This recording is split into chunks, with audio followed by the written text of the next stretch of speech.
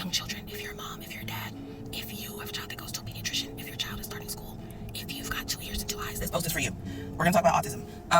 Autism today does not look like autism in the 1950s, 40s, 30s, 60s, 70s. Autism today in the 20th century is completely different. It is shifting in terms of its characteristics, and you need to know what to look for. That does not look like what we used to look for. I've been in the field of special education, working with children with special needs for the last 10 years, and in today's world, there's so much misinformation being spread about what autism is, why it's prevalent, what it looks like, who gets it, is it curable, is it a disease, is it something you did wrong, did I give my kid the wrong education, did I give my kid the wrong medicine? No.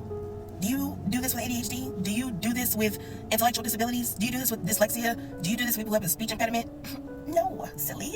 And autism should be no different. It's a neurological disability. It's just a learning difference. Our littles with autism learn differently. And society has to change their perspective. They have to change their mindset on how to address our littles with autism. Here are some things to keep in mind. No, autism is not caused by vaccines, medicines, or anything that you did wrong as a parent. No, autism is not something that is curable or a disease that you consider something that's wrong. And no, autism is not the end-all be-all of neurological disabilities. You can make a difference in your child's life the earlier that you start with your child. Your child's life is not over if they have an autism diagnosis. It's actually quite the opposite. As a society, let's change our perspective on what autism is. Let's get away from the quick fixes and start thinking about what you can be implementing to help make those differences in your child's life. For one, you need to know what the characteristics of autism look like. Start doing your research, follow this page, follow autism pages.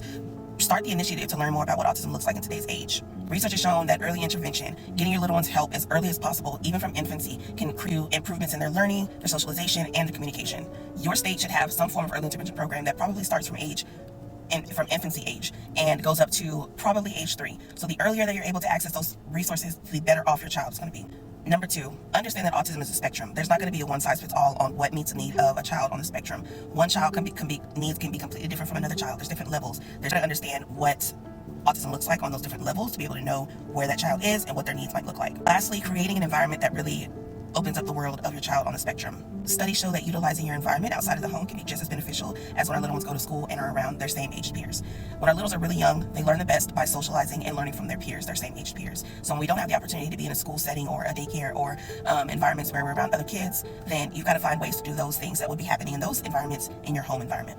If you ever wonder if your little one might be developing differently or you're starting to see some of those characteristics, trust your gut, reach out to your pediatrician, be as specific as you possibly can. Let them know some of those characteristics that you're seeing so that they can point you in the direction of resources that you can start utilizing right then and there. Autism is not something to fear, to be afraid of. It doesn't have to be a hindrance. So the more that you know, the more that you start to understand, the better off your little one is going to be. Keep following the Learning Garden to find out more information about all things autism, intervention, and neurodiversity.